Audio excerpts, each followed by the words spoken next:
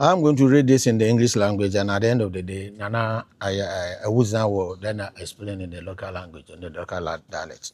But after this, I have other points to give out. After Nana Awuza's translation in our local dialect, then comes Lawyer Noku, who will be here to also talk about the boundary and others. We share boundaries with them.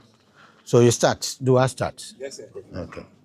The attention of Omanhin and chiefs of the Lower Axim Traditional Council has been drawn to recent pronouncements by Awulae Agyefi Kwame II of Nsa Traditional Council to the effect that the courts have declared his true owner of Lower Axim lands.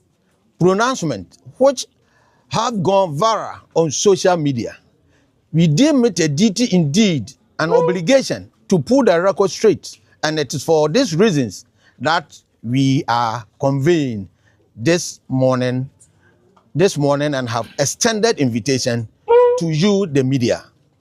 To start with, we respectfully invite the general public to disregard those pronouncements as said by Awulae Agyefi Kwame. It is mispresentations or blatant falsehoods. It is true that the Lower Axim Traditional Council and its president have taken action against Awulae Agyefi Kwame II and his Nsa Traditional Council at the High Court, secondly, to seek a declaration that Lower Axim Traditional Council and Nsa Traditional Council are two separate and distant traditional councils or areas, and that there is no legal recognizable traditional council known and called Lower Town Axim Nsa Traditional Area. I am being emphasis on this to let the whole world know that there's no way and there's nothing written